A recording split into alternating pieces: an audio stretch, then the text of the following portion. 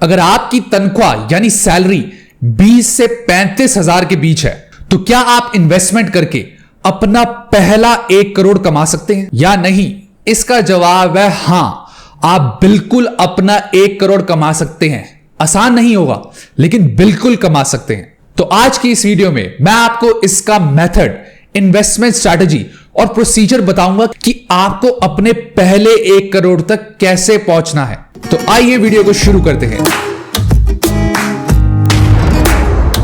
Hello, hi and नमस्ते दोस्तों।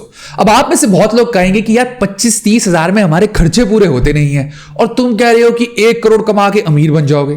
तो आखिर ये अमीर की डेफिनेशन क्या है? अमीर होने की डेफिनेशन सबकी अलग अलग है।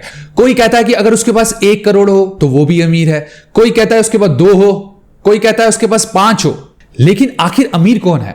तो इसको समझने के लिए हम एक एग्जाम्पल ले लेते हैं। मान लीजिए कि अगर आपके पास 1 करोड़ है और आपने उस 1 करोड़ को म्यूचुअल फंड में इन्वेस्ट किया जिसमें आपको 12% रिटर्न मिल गया लॉन्ग टर्म में, मिनिमम जो मिल ही जाता है। तो 12% साल का कितना हो गया? 12 लाख। लेकिन इन्फ्लेशन को कौन काउंट करेगा? महंगाई तेजी से बढ़ रही है तो हम इन्फ्लेशन को ले लेते हैं 6%। तो इन्फ्लेशन काटने के बाद आपको सिर्फ 6% रिटर्न ही मिलेगा। तो वो हो गया 1 करोड़ का 6% यानी 6 लाख। साल का 6 लाख मतलब 50,000 रुपए महीना। और 50,000 रुपए महीने में आप किसी भी टियर 2 या टियर 3 सिटी में आराम से अपना खर्चा चला सकते हैं महीने का। तो हमें अब यह पता लग गया कि हमें कम से कम 1 करोड़ चाहिए। तो अब चलते हैं उस मेथड और इन्वेस्टमेंट स्ट्रैटेजी पे जिससे आपके खर्चे भी निकल जाएंगे सैलरी में और आपका पहला 1 करोड़ भी बन जाएगा। तो सबसे पहला स्टेप यह आता है कि अपने पैसे को इन्वेस्ट कहां करना है। आपको हमेशा उस जगह इन्वेस्ट करना है जहां पे आपको थोड़ी समझ हो, इजी हो, ज्यादा कॉम्प्लिकेटेड ना हो, जो समझ ही ना आए। तो टेंशन नॉट, मैं आपको एक एक्सेल शीट की हेल्प से समझाता हूं कि आपने अपनी सैलरी में से कितने पैसे लगाने हैं और किस कैटेगरी में लगाने हैं कि जहां आपको मैक्सिमम फायदा मिले और आपका पहला 1 करोड़ बने। तो चलते हैं सीधा एक्सेल शीट पे। तो अब आपको अपनी स्क्रीन पर एक एक्सेल शीट दिख रही होगी। ये बहुत ही आसान एक्सेल शीट है, इससे आप आराम से अपने गोल तक पहुंच सकते हैं। तो सबसे पहले आप देखेंगे जो लिखा हुआ है मंथली सैलरी। मान लीजिए आपकी मासिक आय यानी सैलरी है 25,000 रुपए महीना। तो हम क्या करेंगे कि सबसे पहले ऊपर 25,000 रुपए महीना लिख देंगे। उसके बाद नेक्स्ट है इन्वेस्टमेंट, यानी इसमें से आप कितने % सैलरी हर महीने इन्वेस्ट करेंगे। तो वो हम ले रहे हैं पहले 20%, यानी आप 25,000 रुपए में से 5,000 रुपए महीना इन्वेस्ट करेंगे। इसके बाद आपको 3 कैटेगरी दिख रही होंगी, large cap funds, mid cap funds and small cap funds. यानी इजी रखने के लिए हम सिर्फ इन 3 ही कैटेगरी में पैसा लगाएंगे, लार्ज कैप, मिड कैप और स्मॉल कैप। अब आप इनके आगे देख रहे होंगे एलोकेशन, यानी हमें जो हम 5,000 रुपए महीना इन्वेस्ट कर रहे हैं उसमें से कितना % हमें लार्ज कैप में डालना है, कितना मिड कैप में डालना है और कितना स्मॉल कैप में डालना है। तो हम सबसे पहले सबसे सेफ ऑप्शन लेके चलते हैं जिसमें सबसे कम रिस्क हो। तो हम क्या करेंगे कि लार्ज कैप फंड में अपना 50% अमाउंट इन्वेस्ट करेंगे। 5,000 रुपए में से 2500 हम करेंगे लार्ज कैप में, मिड कैप में करेंगे हम 30% यानी 1,500 रुपए और स्मॉल कैप में करेंगे हम 20% यानी सिर्फ 1,000 रुपए, जिसका टोटल हो गया 5,000।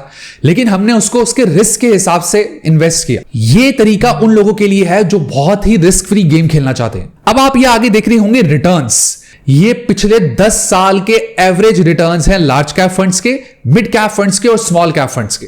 यानी लार्ज कैप फंड्स ने 14% रिटर्न दिए हैं पिछले 10 साल में, मिड कैप ने 21% रिटर्न दिए हैं और स्मॉल कैप ने 23% रिटर्न दिए हैं पिछले 10 साल।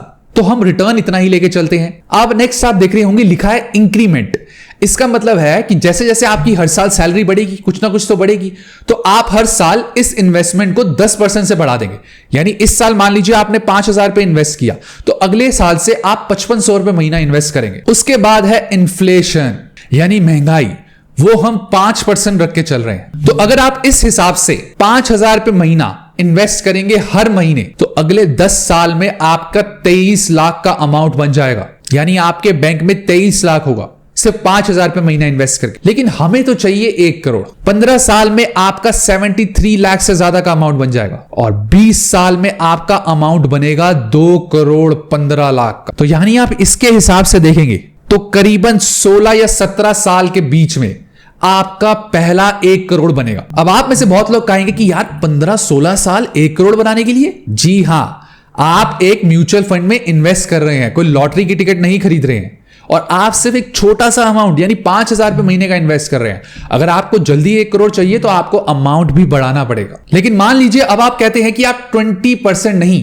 30% अमाउंट इन्वेस्ट करेंगे अपनी सैलरी का, यानी 25,000 रुपए में से आप 7,500 इन्वेस्ट कर सकते हैं। तो अब सारी की सारी गेम चेंज हो जाएगी। मान लीजिए आप 50% लार्ज कैप में करते हैं यानी 3,750 रुपए, मिड कैप में आप सिर्फ 25% डालते हैं यानी 1,875, और सेम अमाउंट आप स्मॉल कैप में डालते हैं यानी 1,875। टोटल हो गया 7,500। यानी हर साल आप 10% से ये बढ़ाएंगे इन्वेस्टमेंट, और इन्फ्लेशन रखते हैं 5%। तो आपका 1 करोड़ 15 साल से भी पहले बन जाएगा, यानी 14 साल के करीब में आपका 1 करोड़ बन जाएगा। और पहले बन रहा था 17 साल में, यानी 3 साल पहले ही आप अपना 1 करोड़ बना लेंगे। लेकिन क्या सही में 1 करोड़ का मतलब उस टाइम पे आज से 14 साल बाद 1 करोड़ ही होगा? बिल्कुल नहीं, क्योंकि आपने 5% की इन्फ्लेशन भी लगाई है।